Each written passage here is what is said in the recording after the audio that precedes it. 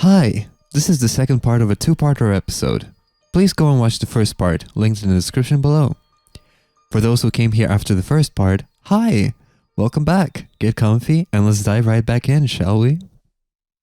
And this actually neatly transitioned into Nekodamashi. The first original arc.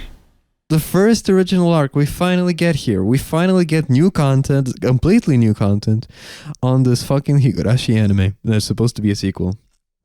So, Nekodamashi is entirely focused on Rika, which is really, really cool. Finally get more Rika stuff, and we finally get more of her struggle with the time loops. Now, like I said just a few minutes ago, this is the perfect time to discuss the show's gore. Because this arc specifically really throws so much of it at you. And some people hate it. Some people love it.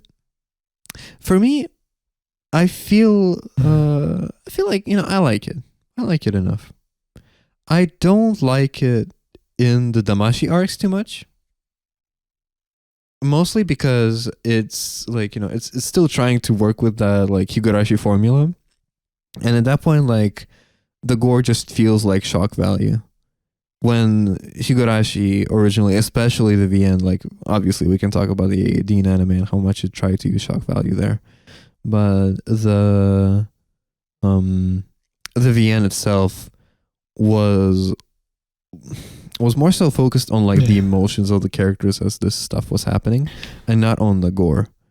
While I feel like Go really goes into the gore, which is fine only when it is used in a clever way.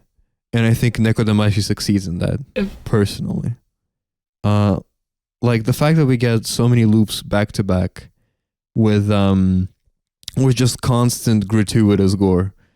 I think it actually works just to show just how bad these loops are for Rika and for her mental state. Yeah, as you said, like the excessive gore really serves as shock value, which I don't like in the Damashi arcs, like the first three arcs. But here it works well because this whole arc is meant to be shock value. You are meant to just experience it through Rika's eyes, which is everything failing.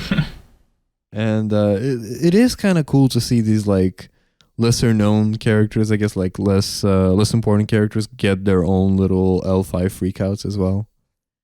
Granted, I do think that Akasaka's was a little bit out of character, and I think there were some missed opportunities for example, having an EDF freakout, which I think was such an obvious choice. Yeah. Like, instead we got Akane. Like, I think some of these, we got Akane, we got Old Man Kimiyoshi. We got another Keiichi one also. Yeah. Which I will defend. The Keiichi one is sick, specifically because of what Rika says. It is a cool quote. You can say it. Mm-hmm. Like that one, like, okay, the entire like Angel Mort premise, like Keiichi going wild in Angel Mort. Okay, I hate it. I don't like it. I hate it. It makes no sense. Yeah, it's kind of Keiichi, like, as you said, it does not work with what Hinamiza syndrome is.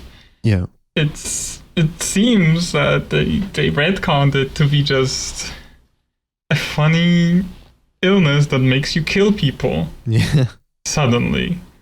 And that's unfortunate. Like, it does. Keiichi why would he go on a killing spree, killing everyone in an Angel Mort? Yeah. It's it's kind of sad that this is like a thing, but at the same time, the thing, like, the way Rika just goes, okay, you know what? The antidote is inside my head, so crack it open with that baseball bat. That's kind of sick. It is a really cool line. Nah, yeah. I thought it was pretty neat. And the implication, But yeah, the implication that after that, Keiichi actually went through with it. Mm-hmm. That is fucking I mean, terrifying. we see him smash her head in, and then we flip forward. Because, the way she said it is basically just like, eat my brain. Mm-hmm. Yeah, yeah. That shit's terrifying. Yeah, it is. It is. Yeah. Really crazy. So, but I do think that this arc, they should have chosen maybe not chosen the people better, but given us more, because it works well for the shock value. Mm-hmm. That all the different fragments are pretty short, but we don't there's no character exploration. Yeah. Of what it would be for Akane to contract Hinamizawa syndrome, what it would be for Akasaka to contract Hinamizawa syndrome. It's just, for most of them, you just see them going on a rampage. You cut to them killing / almost killing. You get 3 minutes of Rika in disbelief that this is happening, and then you jump to the next one. Hey, to be honest, I can defend this a little bit. I don't think not making it snappy and having every single character develop slowly the syndrome and show how it affects. I don't think it would have the same effect. I mean just do anything with them, because there's nothing done with them. I think my biggest issue is that it's the killer syndrome and not Hinamizawa syndrome. Mm. Because I feel like the Hinamizawa syndrome, specifically what they say during it, actually says a lot about the characters. With the killer syndrome, it's more so they do say some stuff that hints at was their motivation for killing pretty much everyone around them. But for a lot of them, it's just not sufficient. It doesn't make sense. And I know Hinamizawa syndrome is not supposed to make you make sense, but at least it's it's slightly correlated to your actual state, right? It just amplifies your fear, amplifies your paranoia. But this, I neglected to this mention. Arc, I have problems with it. Mm-hmm. I have problems with it, but then we get to the part I really like. Wait, before this. Okay. Because we neglected to mention something. Right at the beginning of this arc, we get a little plot thread. We get a plot thread that there is a piece of an ancient sword that Rika can basically use to kill herself. Because it kills people in loops. Because usually if Rika would kill herself, she would just respawn in another loop, right? But this one actually kills loopers. And I really like that. I really like that plot point that she has a way out. But it's the most tragic way out she can take. And she almost goes through with it a couple times. And she sets herself a timer with the loops to actually go through with it or not. Yeah, the 5 loops, the 5 loop timer. I really like that concept, personally. There's something so hopeless about it. Yeah, it is really grim. And then, we didn't talk about the scene of Hanyu disappearing. Oh yeah, Hanyu disappears. Actually disappearing. Yeah, and Rika's reaction is actually finally appropriate. Yeah. She goes ballistic. No, don't fucking leave me. We spent eternity together. You can't leave me now. And I mean, I feel like that is an appropriate reaction. Yeah. Yeah, it feels really good. Mm-hmm.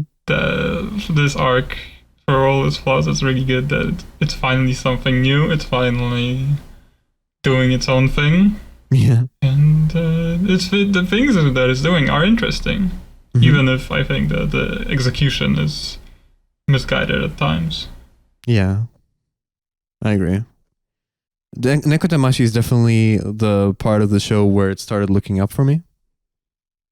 And I was like, okay, maybe Nekodamashi and Satokowashi are actually going to be really good.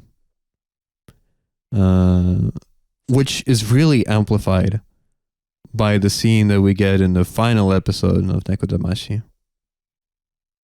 And in the notes, I just decided, I just decided to call it Satoko's Watanagashi because I think it's the best way to describe it. This 11 or 12 minute, I'm pretty sure it's around that. Basically lasts the whole episode. Yeah, just a scene that drags and drags, and it's just, it feels like a fever dream. It feels like a really bad fever dream of oh man, it's hard to put in words. It's one of those scenes that make you deeply uncomfortable, but I think it's like but it's too fascinating to look away. You know what I mean? It's very morbid, it's very gory once again, but this time it really goes to amplify the horror of it. Yeah. It doesn't feel okay. No, it is shock factor, definitely. The shock factor goes to such extremes where it's like actually kind of commendable. And like I said this before, I think Higurashi Gou is worth seeing just to experience that scene. It is absolutely uncomfortable.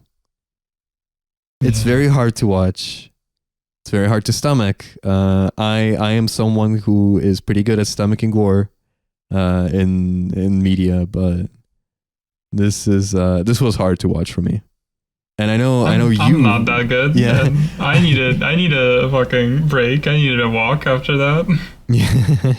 No, I watched the entire thing, and honestly, it almost made me feel feverish. It was really hard to watch, but it's directed so well. Like the way the entire scene is just bathed in red, and how there is no music basically. And even when we do get a release from it, where we get like a little scene with, I guess kind of like Rika's just consciousness drifting off, we immediately gets thrust back into this hell. This is the only way to put it, I guess. With a stab of a hoe. That shit is terrifying. It is. And I think it's great. I think this was the best scene in Go. Mm-hmm. I think there's only one. Say that. I think there's only one scene that comes even close, and you know the one, the scene that left me brain rotten for a week. Yeah, we'll get to that. We'll get to it. We'll definitely get to it. There's no way we're doing this podcast and not talking about the scene that made Go for me, and then sadly set my expectations a little bit too high. Yeah, that scene incredible, really good. It really breaks Rika. Yeah. To the point where she's exclaiming that she loves Hinamizawa through tears. Yeah. Which is really terrifying, by the way. That is really fucking terrifying. And especially with what we know about Satoko and how her vibes work. The fact that she is the looper now, and she does this to Rika. She just does it. Like I don't think her thing was a L5 thing. She just does it. No, I think she just fully conscious of sane mind. I mean, sane, you know. But she does it of her own volition. That is terrifying. That is really terrifying. But yeah. And then finally at the very end of the episode, finally get a little callback to the little trap thing. That, I think this is like the next episode. Yeah. After that. I really like this. I really like this little period where everything seems fine. Mm-hmm. And Rika is obviously like puzzled. Right. By why everything seemed to just work out.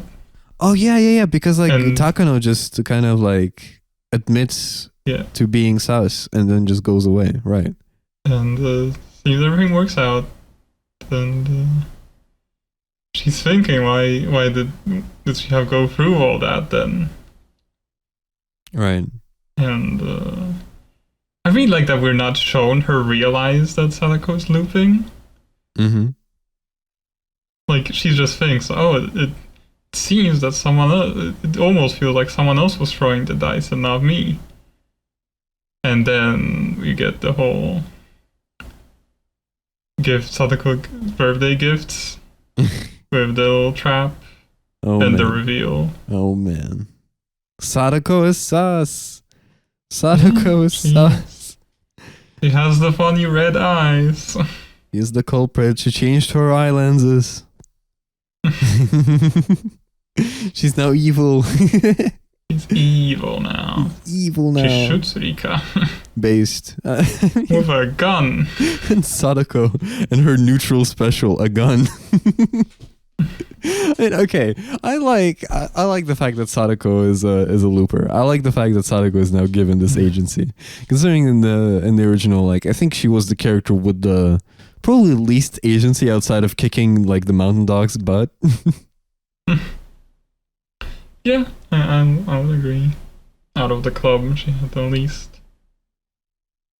She had a lot of going on, but was like more so connected to her. Yeah, like she's really passive in everything that's connected to her, I think. Mm-hmm. So I'm happy to see her like actually take a proactive role.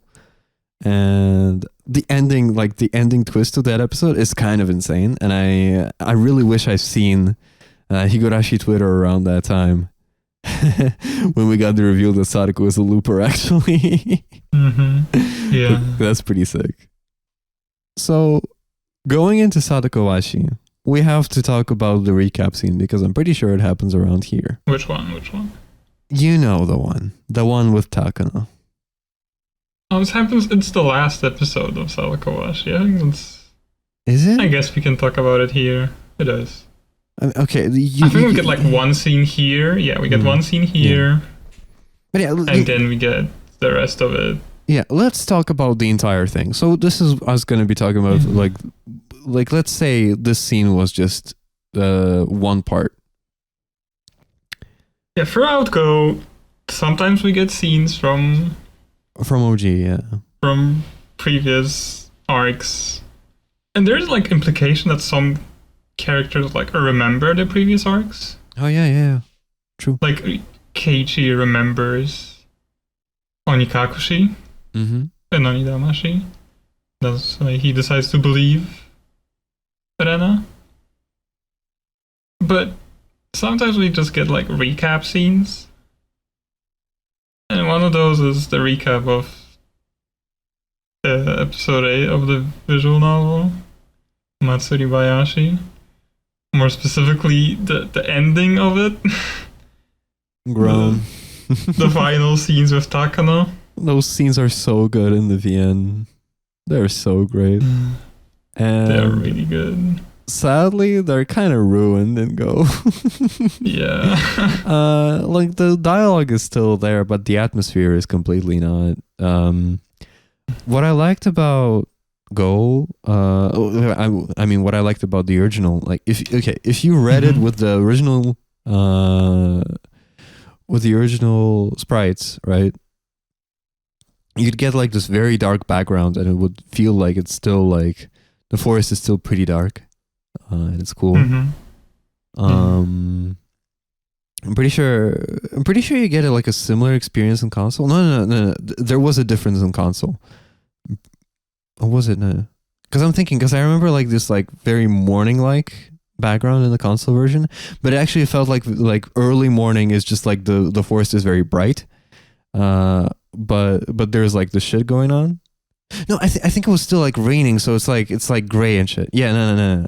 I'm speaking bullshit. Like the thing I was thinking of was the part where Hanyu actually like speaks to Takano. That's where it's like morning.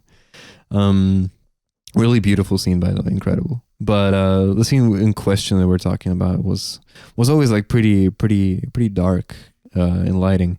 Here in Go. We don't get that vibe. I mean, we kind of do. It's a pretty dark scene, but at the same time, it feels way too light and way too muted at the same time. Like, the characters are at the same time too saturated, but also just very dull. Exactly. Like it. Like the dialogue is mostly the same. That's nice. But it feels so.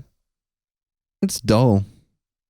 It took one of the best scenes from episode 8 and just made it dull. Which is really sad. Because, again, I remind you that this anime was advertised as beginner friendly. If any of these people watched that recap scene, first off, they'd get the entirety of Higurashi spoiled to them. Second off, they would now remember, like, when they would read the Higurashi visual novel, if they would, right? They'd see that version of the scene in their heads. And that is just very sad. It's just not a good remake of that scene. Even the Kai version was better. I haven't seen it, so I cannot comment, sadly. But I'm sure it's good. Yes. By the way, since we're talking about this, that one of the big problems with this scene, we talked about one VA change, like difference in voice acting. Oh no! I'm gonna say I hate the Higurashi anime Okonogi voice actor. I know this is the same person who voice acts Kraus in Umineko. And maybe that's my problem, is because he does not sound like Okonogi. He sounds like Kraus. It's just feels so wrong. Mm-hmm. I agree. Visual novel voice actor does such a good job and is very recognizable. Yeah, Okonogi has a very unique voice. Yeah, the little like fake accent that he does. It's hard to beat it. It's really good. And then this version of him just has nothing. Yeah. He's just Guy. He's just Guy now. Yeah. I know, it's just, it's not the same. Okonogi's not the same. Again, that would be fine if the voice actor still did a great job on him. And I mean, okay, he does, but at the same time, I don't think he's as unique sounding as he was, and that is a big problem for me. So, there was something so cool about, like, in the Higurashi VM getting like this little storyline of like hearing Okonogi's voice actor do the Okonogi voice in episode 4, I think, and then like hearing it again in episode 6, hearing it again in episode 7, and then actually in episode 8 getting the actual like name and face for it. That was really cool. I mean, it's the bigger problem of Okonogi in this anime is that he's not there. He's one of the characters who, for how very important they are for Higurashi and for everything happening in June 1983, is just gone. Yeah, I mean, the mountain dogs overall are Okonogi is not important. Takano is not important. Yeah, Takano is not important. That shit's insane. Irie is not important. That shit's insane. There were such huge parts of the original. I think it's purely because, wow, we can't sell toys of we can't sell figures of these. Let's just not include them. No, I think it's more so just like they are big parts of it, but I guess later in the visual novel, as you said, we only like get Okonogi's name in like episode 7 or 8. Yeah. We only learned that Irie is really important in episode 8. Yeah, but he's not some far-right extremist. He's not some far-right extremist. So, I think, as you said, like some writers did not read Higurashi. Yeah, it really feels so they that don't way know sometimes. how important these characters are. Yeah. And another thing, this is a minor pet peeve. We actually see the bloodhounds in this one. I don't like their design. They just look like the mountain dogs, but even lamer. Yeah, they could have done something cooler with them. I always imagined them to be way more intimidating. Considering that it's like a secret military unit, I was expecting them to wear like masks and shit. Like it's a secret militia. Why not make them like wear masks and maybe like all black? Give them some, I don't know, It was some cool vibes. Instead, it's just guys with caps. They're barely distinguishable from the Mountain Dogs. And considering just how much they're like talked up as being like this elite unit that is like above the Mountain Dogs and that is like supposed to basically, if the Bloodhounds are sent in, the Mountain Dogs are done for. Yeah. Them looking just like the Mountain Dogs kind of cheapens it. Call me a stickler for details. I didn't like that. It's the small things that can not ruin the sour the series, experience. but like sour the experience even a little bit. But those things like pile up. Yeah, exactly. But yeah, we talked a lot about this. Let's get to Satokowashi proper. Okay, so should I immediately spoil my my opinion on Satokowashi? Yeah, go for it. First half is fucking incredible. It's really, really good. There are some issues with it, but I can largely excuse them if Satokowashi was only the first half. However, the second half of Satokowashi makes me really fucking angry, so I'm not gonna ignore those flaws, and we're gonna be going through them. Satokowashi is an incredible start, something that gets your hopes up, and then for me it breaks them by being way too cowardly and refusing to change up the status quo. For those that follow me on Twitter, I did an entire thread on this. And I'm still feeling a certain type of way about it. I'm still emotional. I still feel lied to. And honestly, I wish this anime did better. And in the end, this is like the thesis statement of this entire podcast episode. Higurashi Gou could have been so much more, and it is not. While it tries in its thesis statement to be really ambitious, it completely fails on that front. And instead we get something that tries to go halfway and in the end kind of fails at that as well. So yeah, let's start with the actual thing. Let's start with the actual thing. So we learn what actually happened. We learn how we got to Sadako and Rika where we are. Yeah. Learn about their history with Santa Lucia. Worst school ever. Shout out. Yeah, why would you want to go there? This post was ghostwritten by Anja Shiromiya. Why did Shion allow them to go there? That is beyond me. The thing that boggles the mind is that like they literally said, "Oh, Shion went there. I bet she knows something about it." And like at that point, I thought, "Oh, okay, Shion is just gonna talk them out of it." But Rika maybe like cannot just leave her dream like that, so she persists, thinking that it's gonna be better this time. But that's the thing. They imply that they talked to Shion, and Shion had no qualms about it. She escaped from that school. She thought it was fucking horrible. Mm-hmm. Why would she wish not only Rika, right, who's like a friend, but Satoko, who is like... Who she views as a sister. Yeah, who she views as a straight up sister, to go there, to go to this horrible environment. Especially since Shion knows the type of kid that Sadako is. And like Sadako would not fit in St. Lucia, ever. Yeah, I mean, as we see in this arc, because Sadako well, because Sadako's not boring.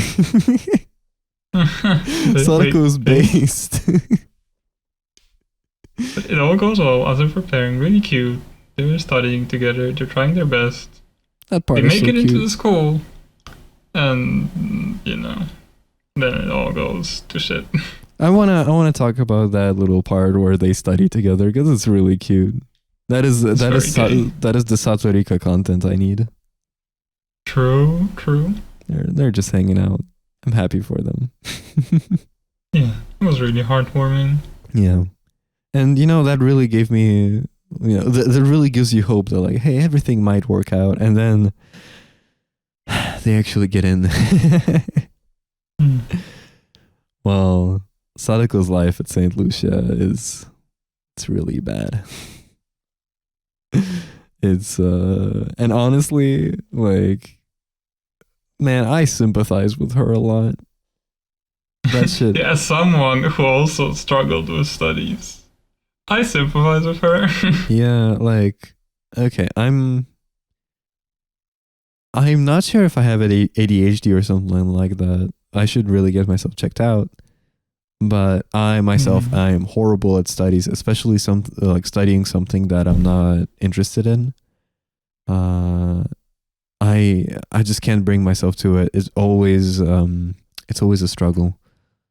So I really, really relate to Satoko as someone who has always just barely coast by on like anything above high school, right? It's just seeing her go very depressed in this very oppressive environment, being abandoned by the only person that she even went to this school for, right? It's heartbreaking. It's especially heartbreaking if you spent as much time with this character as, you know, an average Higurashi fan would. And to add to that, some Higurashi fans, meaning me, developed a very like protective side of Sadako, for Sadako, you know? Like, I just want her to be happy. She experienced enough bad shit in her life as it is. With Tepe and the like, you know? Yeah.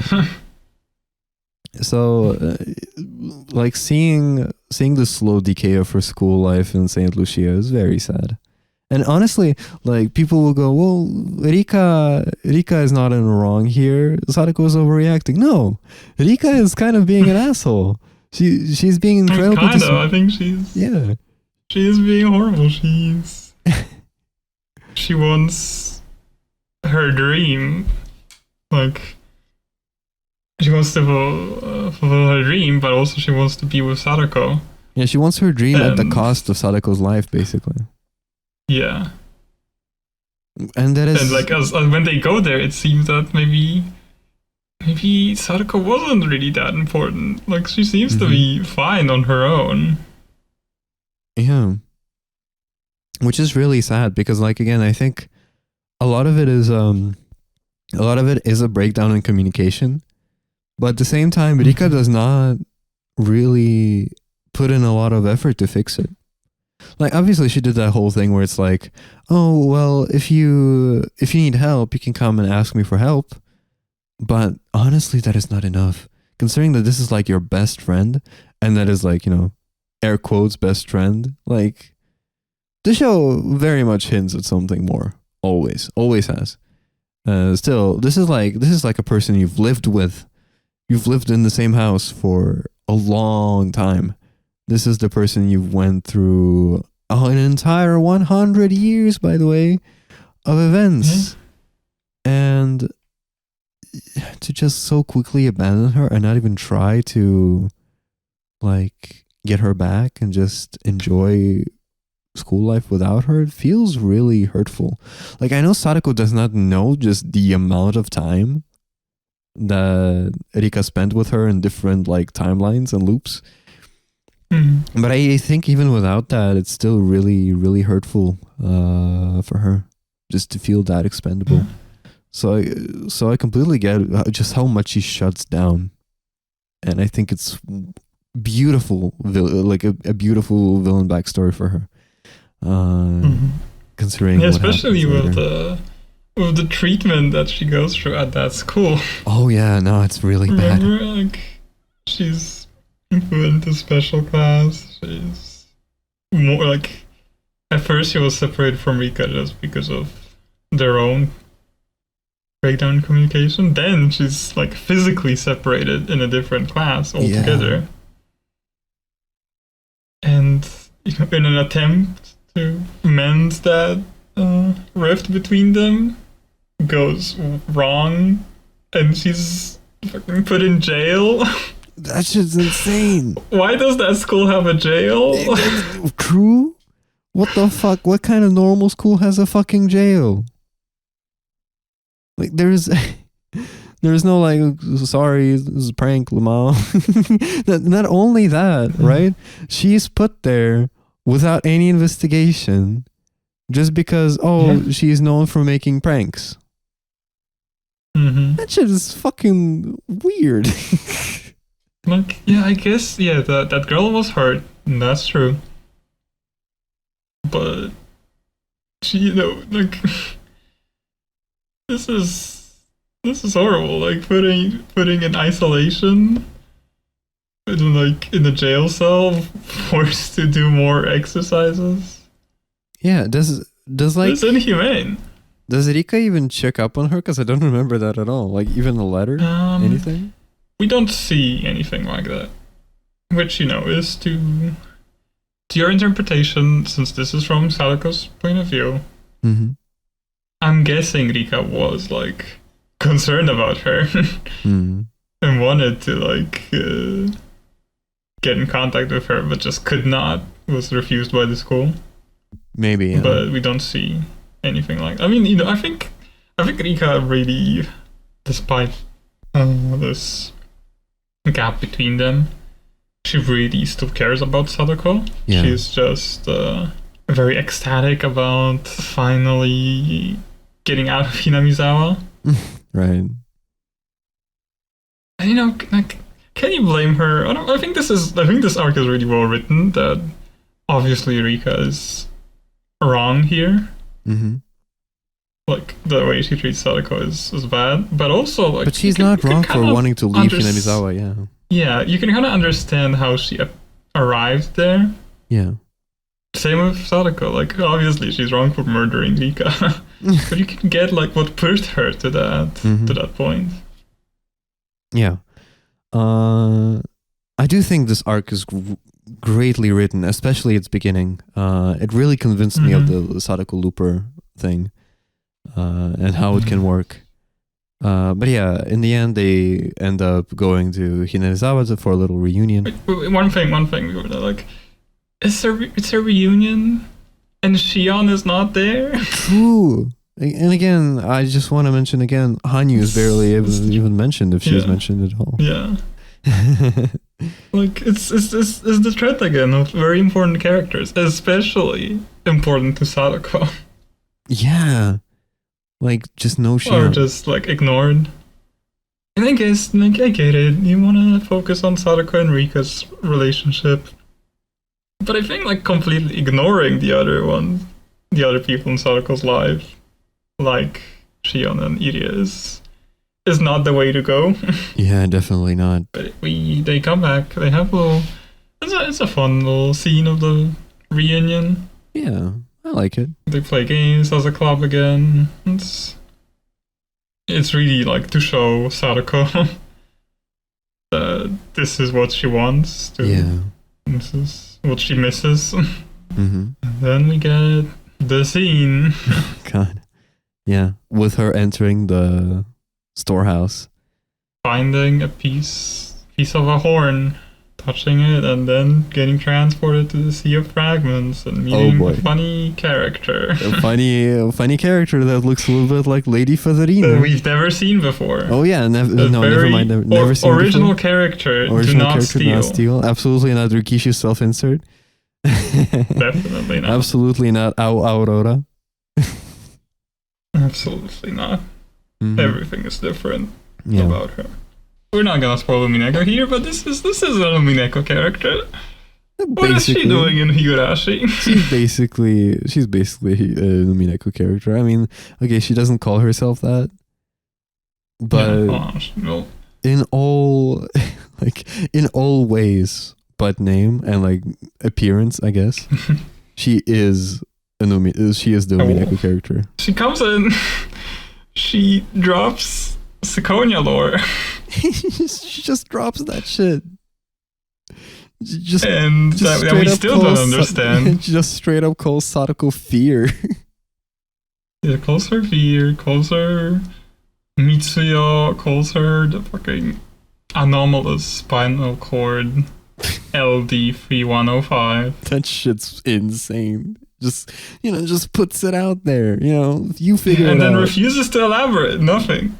we don't get anything else referencing that for the rest of the fucking show. Insane, actually. Yeah, Sadako just kind of fucking takes it. He's like, okay, whatever. No, but this is when she starts like figuring out, okay, I can kind of loop.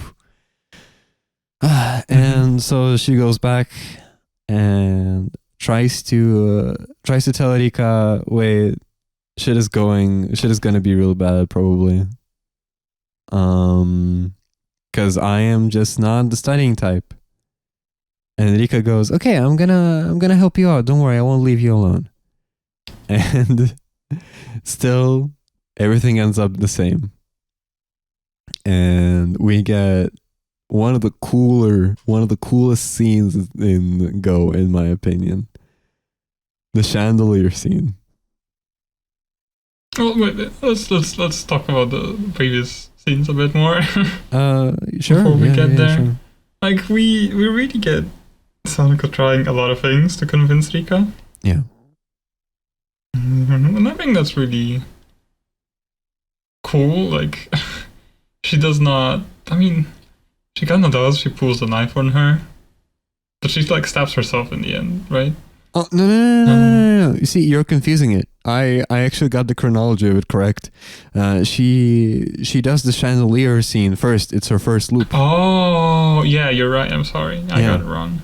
Yeah. See, I know this because this for me was the end of the first half, the chandelier scene. Because this is what broke me. The way we watched the show, because we watched it together. Specifically, Rule was rewatching it. I was watching it for the first time. Was that we would watch basically a bunch of episodes at once in a batch, and then we'd wait for like a week, and then we'd watch another episode, like another batch of episodes, right?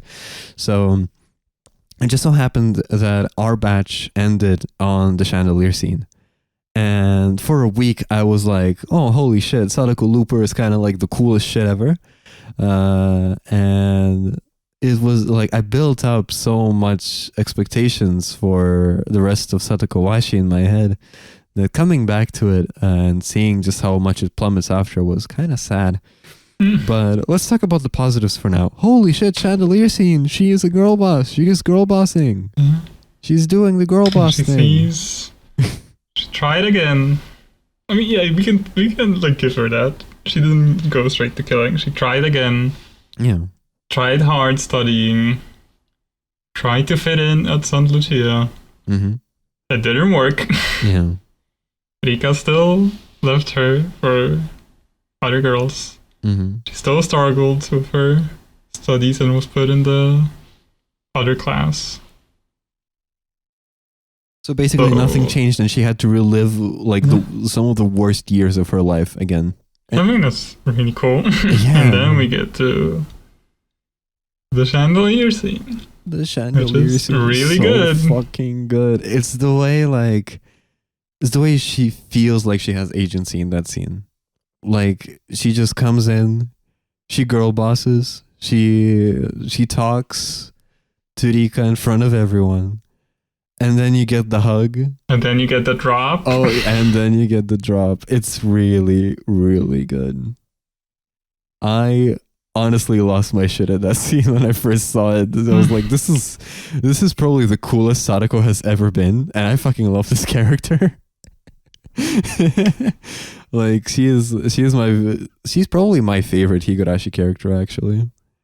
It was really cool to see her actually do some really cool shit. And then the ending right after it. Oh man. Yeah. What an incredible entropy. ED. Yeah, Irregular Entropy. First off, incredible song. We didn't talk about the first ED. It's still really good. Beautiful paintings. But let's talk about Irregular Entropy. They are just really good. Yeah. The Irregular Entropy is just insane. The art is great. You get like these massive paintings that are like plastered on those like 360 like view that is like slowly shifting with the camera slowly panning over the paintings. Yeah, slowly panning. Yeah. And this art is really good. And they're beautiful. and and then they're filled with so much meaning too. Yeah. Like I love how, like you mentioned this to me, and I'm still a little bit obsessed with it. The fact that there's like that scene of Sadako, like looking at the camera, and then there's Rika looking at the camera, and then there's like, you know, that little bit of like it's spinning around, like basically showing that Sadako is looking at Rika, and Rika sees like this beautiful rice field behind Sadako, right? And other people. Yeah, and other people and stuff. Sandoshia people and the club. Yeah. And Sadako just sees Rika and like just a desert, just nothing else. In a wasteland, yeah. Yeah, it's so cool. That is such a cool detail. And I mean, it's not really missable, but it's just like, I don't know, there's something so cool about it. What is missable, however... Once the realization hits. Yeah, once the realization hits, it hits really hard. But the coolest part of that ending to me, and I talked about this before, and I'm obsessed with this fact, and I will never stop being obsessed with this fact, is that the final painting with the sea of fragments, the camera pans in a way that actually creates a Mobius strip if you put the painting back together. That is so fucking sick. That is so cool. I am obsessed with that because like someone decided to have the idea to pan the camera in a Mobius strip motion just because someone knew that some crazy fan will sit there and put it back together just to see that it's a fucking Mobius strip. That is so sick. that is some of the coolest shit I've ever seen done in an anime, like in a meta sense. And I feel like that is so appropriate for When They Cry, a series that is like so baked in its meta. I like it a lot. And not only that, we get like, again, all the paintings are beautiful, but there's just something so sick about that final shot of Sadako during the movie. Yeah. Oh my god, what a beautiful painting. You remember the first time I saw that ED, I was actually screaming when that shot came up. I was like, it moved me. It was so cool. Absolutely sick. So this is why I feel so emotional about Go, and specifically Satokowashi, because this 1-2 punch of having this really actually convincing story for Sadako as a villain, having the chandelier scene, and then having that ED broke my brain for a week. I was so excited. For a week? Was more? Are you claiming your brain is still not broken? No, okay, it's still broken, but honestly, the rest of Go kind of sours it a little bit because I'm like, what could have been? You know, what could have been? I think like the rest of Go, we'll get to it in a second, but that part is still really good. Oh, yeah, I agree. It's really, really good. But no, it's just it's just the fact that it doesn't really follow up as hard on this as I would like it to. But yeah, no, I'm still brain broken about it. It's a great little scene, and maybe if I get so much free time where I won't have any projects or anything to work on, and I'll get income, I might just sit down and rewrite the rest of Go to be better. Like starting from the chandelier scene, because like this is when my actual emotional, like really bad, like really big complaints about Go start, and it's purely because I expected it to be way more bold like it was with the chandelier scene, and it ended up not being. So but yeah, we get to the second part of Satokowashi. Yeah, we get to the second part of Satokowashi. And I don't think like the episode that starts it, I don't think it's that bad. It's not bad. We get Sadako trying out everything she can to looping over and over again to get Rika. off the course to San Lucia. Yeah. And obviously, it's not working out. All right. And it's cool to see her just like do batshit insane stuff, like just jump in front of a car. Yeah. That's pretty sick. Like when it doesn't work out, and it's nice to see that at least she tries to do a lot of things to get Rika to like basically stop and not follow that dream of hers. However, there's like a thing that I wanted. Oh yeah. Okay, that was it, right? Yeah. Okay, this is the episode. So this episode, Ewa tells Sadako that Rika is a looper also. And here's where my big pet peeve starts.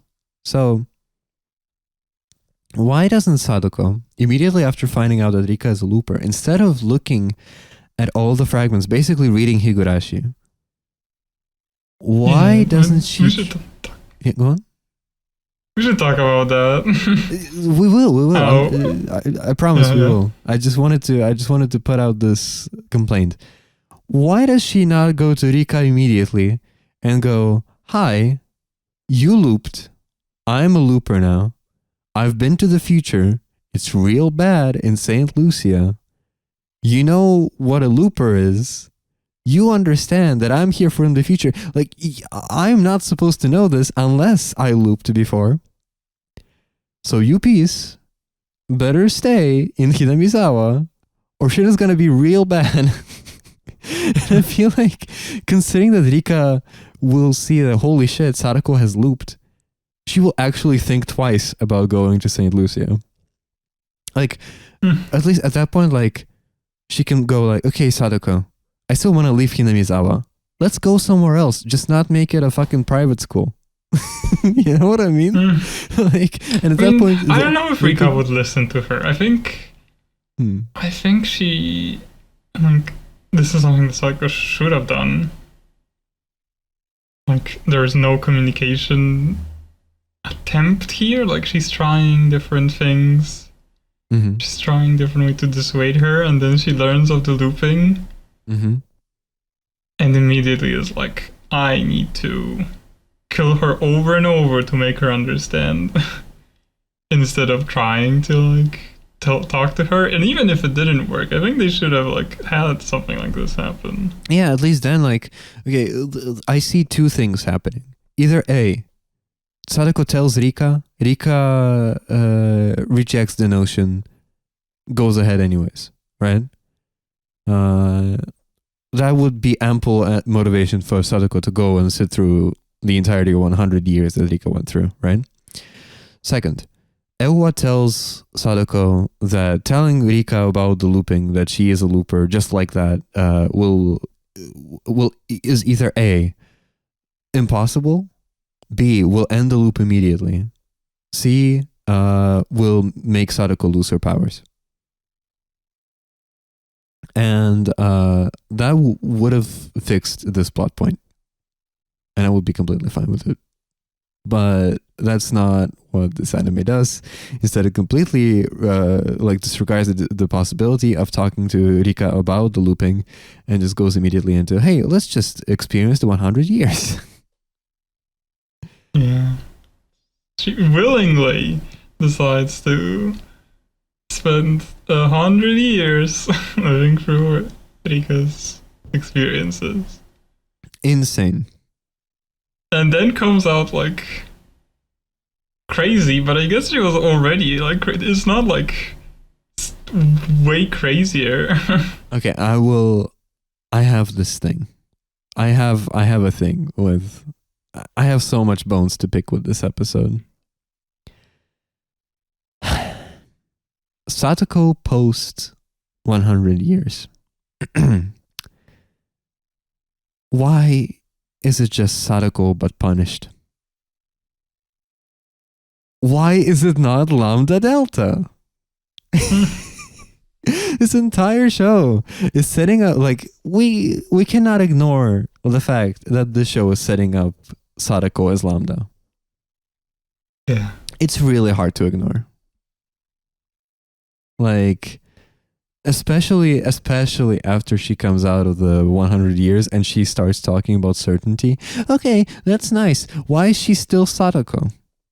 She just went through 100 years of constant tragedy as a spectator. Let's look back to Lambda in Umineko, right? Lambda is, as a character for me personally, she is the perfect observer. One of her main things, like in the fighting game, for example, is that she is constantly seen eating fucking popcorn. She is an observer. She is incredibly desensitized to stuff like gore, like, to stuff like death. And she, in a way, even takes fun from seeing it. Now, think about Sadako's situation. Sadako is thrown into 100 years of tragedy, where all of her friends die repeatedly, in gruesome and pretty bad ways. All of them are having a horrible time, and she cannot really do anything about it. She's just forced to watch. Now, tell me, first off, why would she come out of that situation any type of sane? Because that shit is pretty bad. Second off, why wouldn't she develop the Lambda Delta persona? Because it would literally make so much sense here, because it's literally like Lambda Delta would be the coping mechanism. The perfect observer is the coping mechanism for observing so much horrible shit at the same time. For like 100 years. So I feel like, and then consider the fact how Rika changed. Rika developed her entire Burn Castell persona during those 100 years. Mm-hmm. Why doesn't Satoko? Why doesn't Sadako develop Lambda? It makes so much sense. It's such a massive missed opportunity. And I feel like it's purely just because the show gets cold feet. It's scared to confirm it. It only hints at it. It only goes like, Sadako now says, wow, this is certainty, wow. And I think the reason for that is because people who have not read Umineko would think the change is too drastic.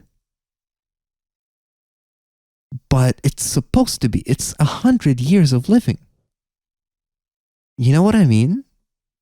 Yeah. It's a great opportunity to do this. Exactly. And it's just not... And honestly, if we got... Not taken. If we got Lambda from this point onwards, I would forgive the show. Like, every single fault it had, I would forgive it. Because at that point, we'd have like a really cool set of things happen. And Sadako becomes Lambda. And then it's like, okay, now this show makes sense. But she does not. She just got... And the worst part is that they still try to push the Lambda narrative. They still make her go on about certainty and stuff like that.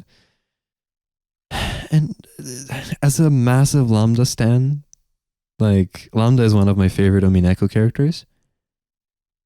It's just so sad to see. I expected so much from this. Like, I really felt lied to. And... just such a massive missed opportunity. Especially, again, it's the 1-2 punch. The 1-2 punch that made me love Satokowashi was like just how well it was written and the cool scenes it had. And here in this episode, we saw bad writing on the point of just skipping an entire thing she could have done, which would have been in her character. And right after that, we get a mediocre ass scene where a great one could have been.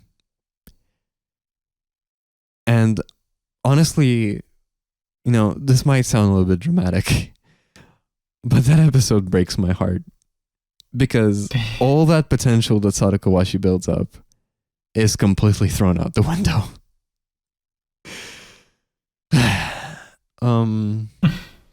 It's very unfortunate. And as you can see, I'm incredibly emotional about it.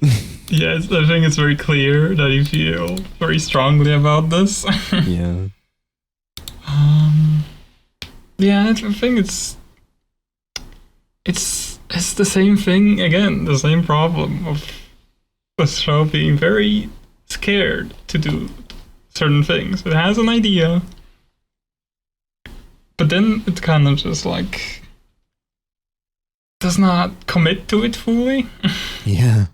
See, it all comes Like, it back has to the the idea central of being thesis. a remake, and then it just doesn't do that. It's not a remake. It's a sequel. It has an idea of being the backstory of Lambda, but then it does not do that. Yeah. See, it's like... It's hinting at big things it could do, but it doesn't really do them. It all comes back to my central thesis that I mentioned at the very beginning of this podcast. Go goes for things, but it doesn't like it ends them halfway because it gets cold feet. It's too scared to change the status quo. And that is very sad. I think it's purely because of like pandering to the Higurashi only crowd. Because you betcha, if Umineko was more popular, I don't think they would get cold feet here. I think they'd go full Lambda. But because Higurashi is more popular and Sadako as a character is more popular than Lambda Delta, we sadly get this shit. And it's super disappointing as someone who fucking loves Umineko. It's sad, really. I don't know. Even if Umineko wasn't there, right? Even if Lambda wasn't there, it still pisses me off that Sadako is barely changed after 100 years of observing the deaths of her friends, besides maybe getting a little bit desensitized to doing it herself. Yeah, she comes out, eyes red, wow, ready to kill. Okay, she says goodbye to her and it's not like she knee. wasn't ready to kill before. She says goodbye to Satoshi. Yeah, I mean, okay, since we're speaking about this, another thing that's another, like, a very important thing for Sadako that's just thrown aside. Yeah. Because Sadako, through the 100 years, she learns the truth of what happened to Satoshi. Yeah. To her Nini, to the certain the big pillar that holds her up. She's still waiting for him. Mm-hmm. She learns that the three most important people in her life, or like very important people, that is Rika, Shion, and Irie, knew that Satoshi is still alive and didn't tell her. It's super messed up. And all we get is her like going and seeing him and saying goodbye to him, and then going off to kill Rika. What a missed opportunity. I can't believe this show. This is what I mean by I feel like these writers did not read Higurashi. Just the balance of these relationships are all out of whack. It feels so weird. I don't know. Like, and then yeah. Then we get to the next two episodes. Which the next episode is everyone's favorite character. Enough. God, enough. Given a very weird, questionable, very rushed, a very questionable redemption arc. God, the Tepe redemption arc is actually gonna make me eat dirt. I will actually swallow my entire wardrobe. I'm so mad at it. I tell you, I don't think I need to say it, but it doesn't work. Anyone who watched it knows it does not. It does not work. Okay, there's not enough time. There's not enough things. Tepe sees it's too nuanced to be solved in one episode. Exactly. First off that. Second off, how does Tepe have a change of heart? Let's look at that. Let's look at that real quick. Tepe sees some previous lives where he died. And then he goes to like a pachinko parlor. And he sees a little girl being like, oh my God, daddy, you know. And he goes like, you know what? Time to be a good person. And we are expected to immediately forgive him for all the shit that he has done for Sadako. Not even, like, we won't even mention the fact that it's like all the other shit that we saw was in the other timeline. He was completely fine with Sadako's aunt beating the shit out of her. probably contributed. I mean, no, I never said that he also did that. Yeah. And we're just supposed to straight up just forgive him, because he saw a couple of dreams and he saw a little girl and he bought Sadako donuts.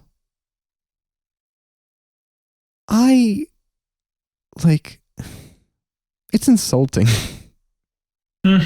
It's straight up insulting for, I cried during Tatari Goroshi. I will talk about this. I cried so much. I experienced so much emotional pain because, I know something about Sadako made me really empathize with her and empathize with her pain and her struggles. And this is the reason why I fucking hate Teppei with a passion. He is an unredeemable piece of shit.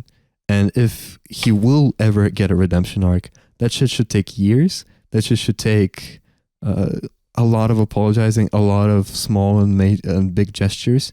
And Sadako has no obligation to forgive him for it. Maybe only to not hold his name in hate, right? But I don't think Sadako should ever connect with him again. That is my personal opinion, obviously. I just hate Teppei that much. But the fact that this anime really tries to go oh, well, he's good now, so he's gonna slowly get closer to Sadako again, and they're gonna live together again. I hate it. I hate it. It's just... With as much empathy as I can look at this, because I know Rikishi really wants me to be empathetic, I just can't forgive Teppei this fast. And I don't think Sadako should either.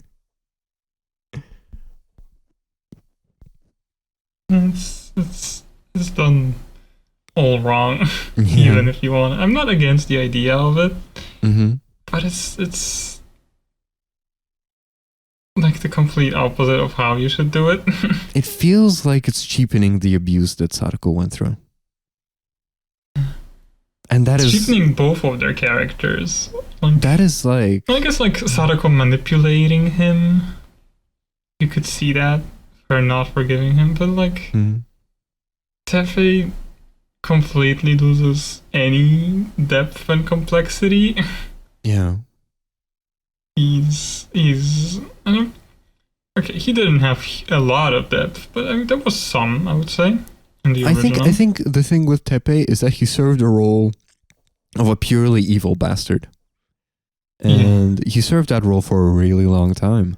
And changing that at this point is a little bit too late, unless you really want to commit to it and give him a big arc. And that is simply not what this anime does. Which is really sad, because it just ends up with all the bullshit that this anime has, right? With all the recap, fake out ending type arcs it has. This might be my least favorite episode of them all. Just because it's so insulting to everything, not everything, but something that I hold so dear in the original Higurashi. The Minagoroshi arc of Sadako being saved from that horrible bastard made me cry tears of joy. I was so happy that she could actually finally live without the threat of being abused by that horrible piece of shit. And to have this anime try to backtrack on that and go no, actually he can buy her donuts and now everything will slowly go back to normal, even though even in that scene, when she sees his hand, she goes ballistic. It's trauma. It's really bad trauma. And I don't know, you can hear me. I'm getting emotional. This shit is so annoying. I'm sorry to all the Go fans that are listening to us. I'm pretty sure the people who like the show already left a long time ago, because I'm really going in. I hate this show for this. Okay, I can't say I hate this show, but I hate this part of the show. I hate this episode. It is the worst Higurashi episode, and the worst Higurashi gets for me, where it straight up tries to excuse abuse, or tries to cheapen it. It's just not for me. Not for me at all. No. Then the next episode is what we talked before, the Takano Yeah. scene. Yeah, we get the Takano And recap. we get more like scenes from Takano's backstory. Mm-hmm. And like once again we're getting to it's doing basically the same thing, like she's remembering previous loops. Mm-hmm. And she's starting to like maybe doubt her what she wants to do. Yeah.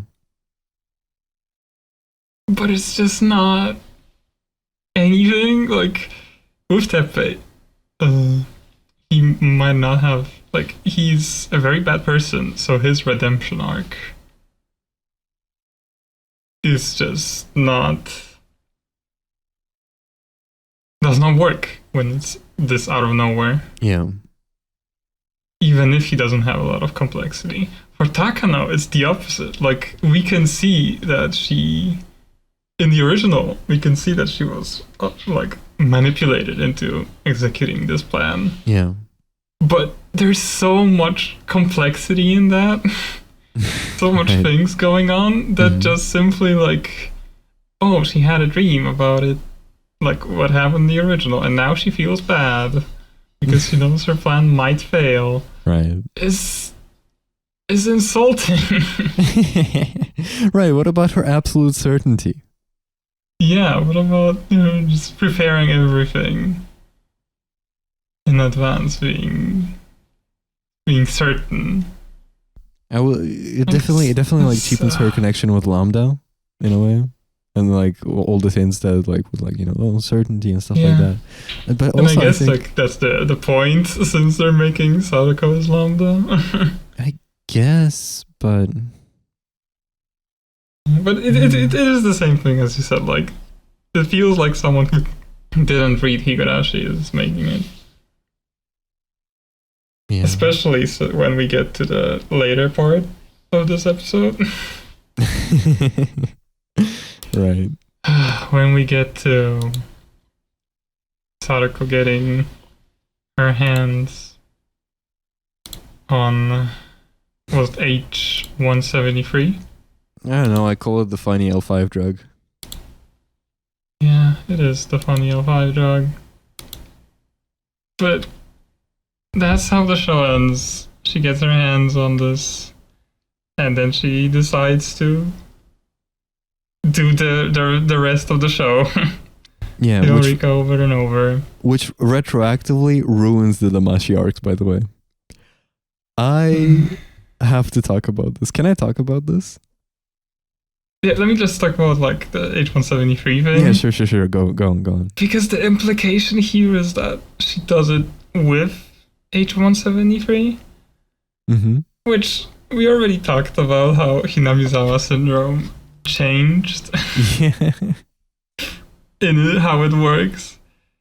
But now we're supposed to gather that not only did it change and suddenly just makes you kill people, H173 also changed that it like completely from how it worked. Because in the original, it makes you just like so paranoid you kill yourself. Yeah. That's what happens to Tomitake. Yeah. But we're like, the way this is framed is meant to show that like Sadako is gonna inject people and then they're gonna kill people. Like then they're gonna like go crazy and kill other people and not just kill themselves 5 seconds later after getting injected. Exactly. Yeah, this is exactly what I wanted to mention. It's insulting. This is exactly what I wanted to mention. It is insulting. It's straight. It flies into everything that was established in the original visual novel. Let's look at the Rena situation, huh? In the first arc in Onitamashi, we get the shot of Rena when she comes into Keiichi's house, and she basically puts a bunch of like boxes on the table with a lot of like torture tools and stuff like that. So let me ask you this. She was injected with L5. Let's be generous. Let's say it was 3 hours before she came to Keiichi's house. Yeah, let's be generous. She was injected with L5. She went to the hardware store while being incredibly paranoid. She got a bunch of stuff like handcuffs and stuff like that. She went to Keiichi's house while still experiencing the effects of L5. She goes in, she talks to Keiichi. Completely normal, by the way. And then suddenly she kills him. Or at least tries to, right? Yeah. Question. Why did she... How? First off, how? Second off, why did she not scratch her own throat out on her way to the hardware store? And that is me being generous. Having watched the first episode of Sotsu, I know that she had way more time than that. I am so disappointed, to be honest. I think at this point we can just say this is a plot hole. This is a plot hole, straight up. This isn't like, you know, like this is getting a thing so wrong that it creates a logic error. Straight up, we have a logic error in Higurashi and no one is gonna admit it. What the fuck? This is so annoying because the solution to this is so obvious. It's so easy. It's actually insane how easy this would actually be to fix. Do you know how? Make a new drug. Mm-hmm. Just say there was always another drug that would just that would like make you go L1 and then very quickly develop symptoms. I mean, I think everyone is L1, like L3 or something like that. Yeah, you know what I mean. Basically, just like a drug that will accelerate lower potency. Exactly, that will accelerate the speed at which the syndrome takes over, and then it makes sense. No plot hole. Everything would make sense then, and yet they don't do that. It's such an obvious solution. It's right there. I came up with it while watching the episode, and I'm not even a professional writer. I'm a musician, for God's sake. Why can I think of a better solution to this that won't create a plot hole, but these professional writers cannot? And how did Rikishi give an okay to this? Rikishi, who wrote an entire arc in Umineko about there being a plot hole. I'm going insane. Go is actually gonna make me go insane. Maybe he forgot. What are we gonna have? Just Rikishi forgot what happens and Rikishi forgot what happens in Higurashi. It's painful. It's really painful because I know Rikishi Rikishi is writing Satokowashi.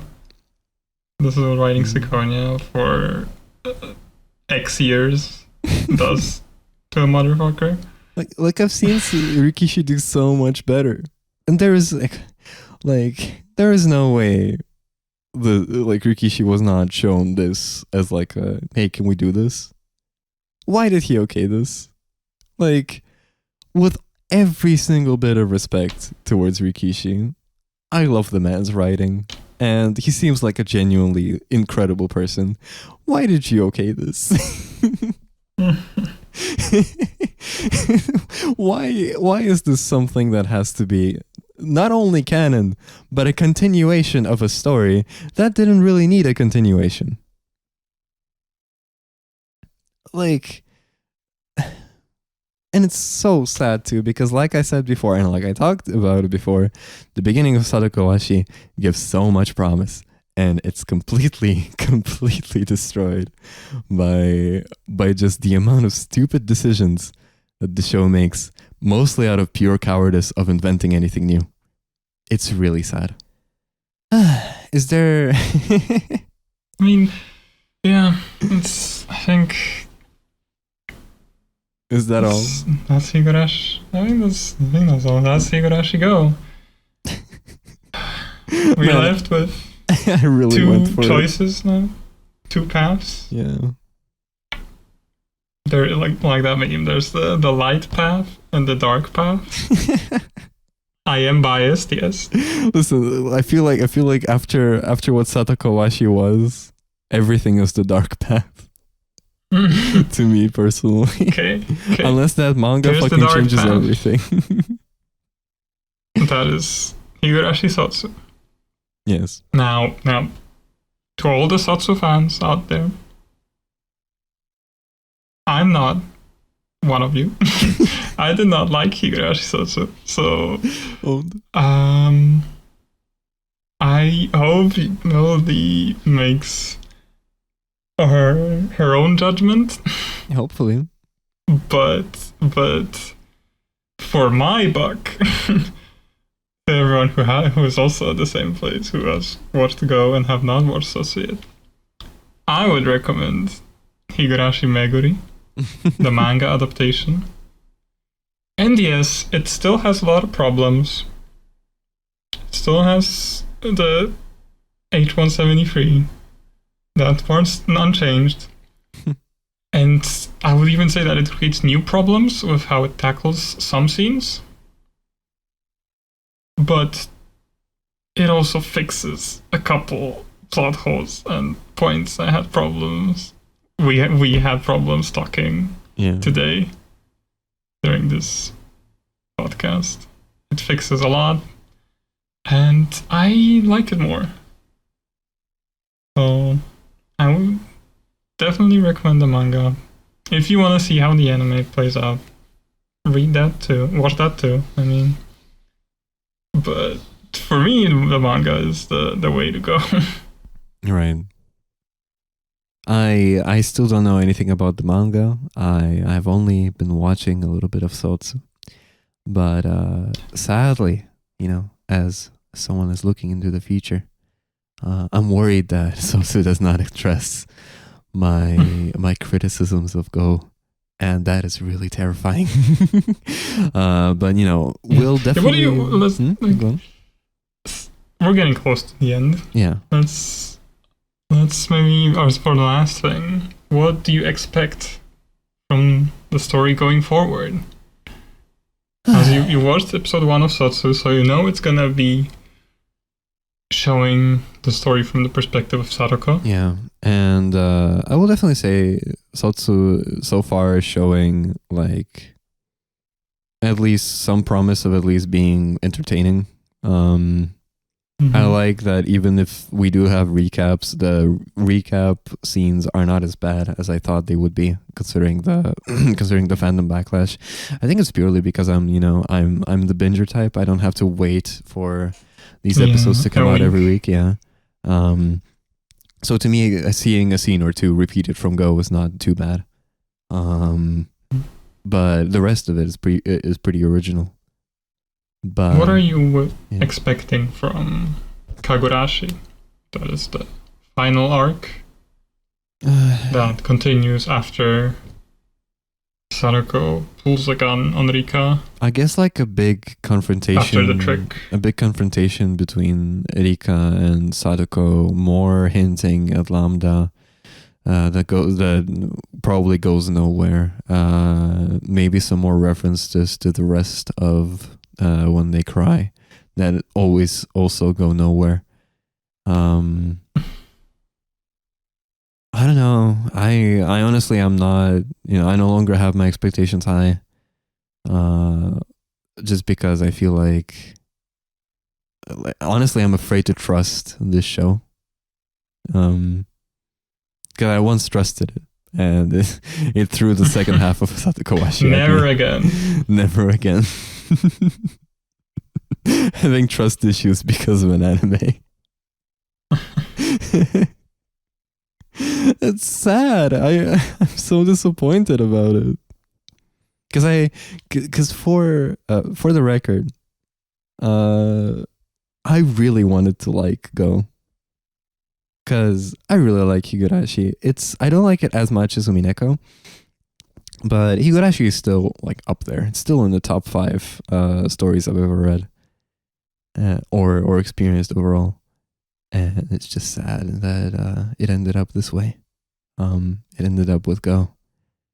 But I'm hoping that Sotsu will change my mind.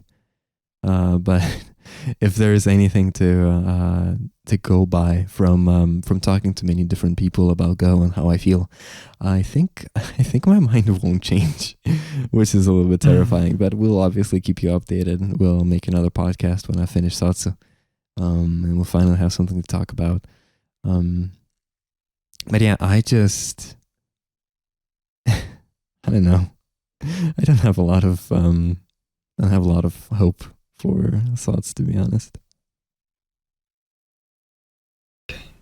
Any closing thoughts on Higurashi Gou?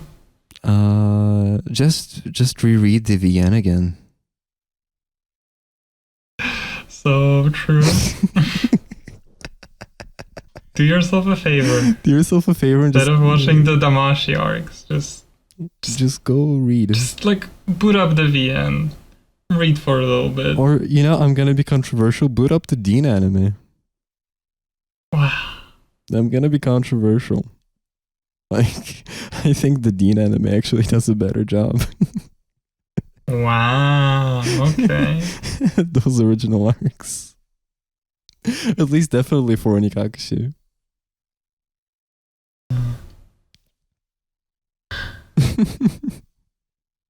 I don't know. Like, my closing thoughts are this. Go is incredibly flawed. Again, incredibly cowardly of a show. Still beautiful, but in some ways weirdly directed. Some parts of it are beautiful though. Beautifully directed too.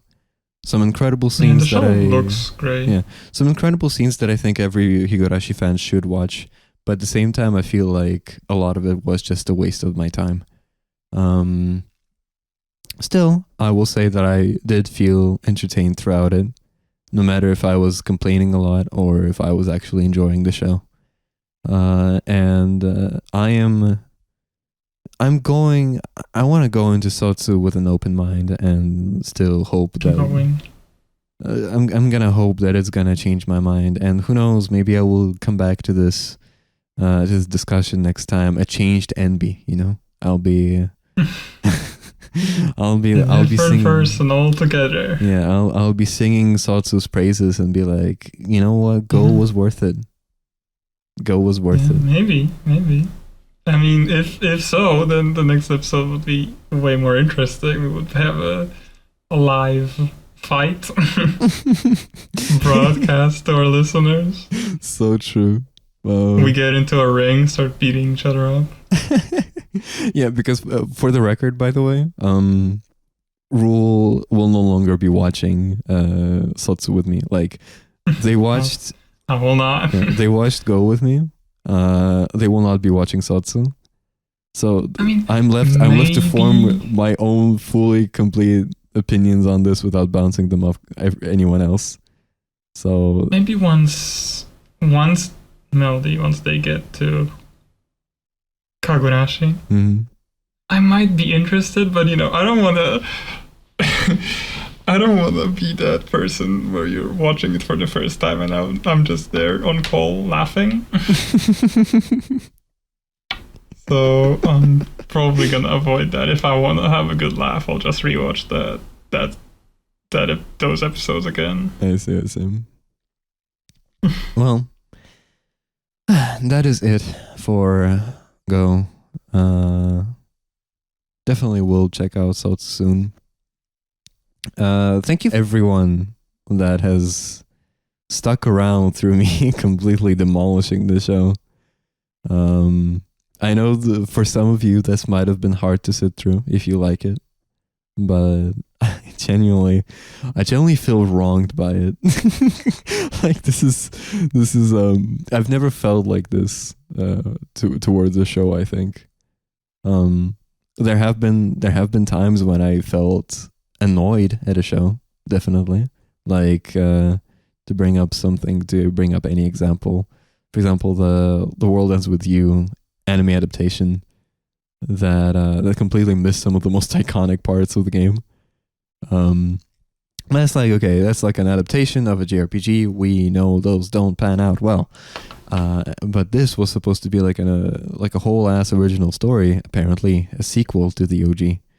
And it fails on so many fronts that I wish it was better. Again, I really wanted to like this, but it's just not there. But at this point, I am just going in circles. But yeah, anything you want to say, Ro? No, I think that's everything. Go. I still, I like Go. I like the things it was going for, even if it missed a couple times. Yeah. I really like what it did to Sadako as a character. The high school Sadako really stands out. No, she's really cool. If there's anything I will commend Go a lot about, is that first half of Satokowashi. It's really, really good. Yeah. And honestly, like as much as I screamed at the show up to this point, if you really wanna experience it, and I mean, why am I talking to you about this right now when right after we talked about the entire show? But this is just my general like position on it. It's still worth watching. It's still at least worth giving a shot, even if it's going to be a waste of time, because the beginning of Satokowashi and the end of Nekodamashi, they're really good, and they come so close to being like that to have that original Higurashi flavor, where it's really good, where it's very unique, where it has really good writing. It comes so close. But like Icarus, it flew too close to the sun, and it just falls later. It's really sad. Wonder which is Gameboard podcast, only the deepest allegories. Listen here. See, when I get emotional, I suddenly get really smart.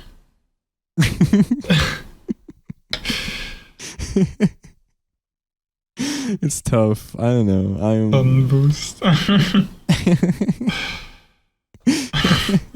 that goes to the outtakes. plus 3 intelligence. What do you mean that goes Speaking to the outtakes? It's going to the podcast. Fuck you. I'm not. No. This goes in that. Speaking of outtakes, major Umineko spoilers. Why the fuck is Federine there? What is she doing there? Does that mean Hachija Toya is also there? Why does this happen? Why does she drop a Sakonia spoiler? That makes no sense. So true. And then just disappears and never mentions it again. Yukishi, where the fuck is Phase 2?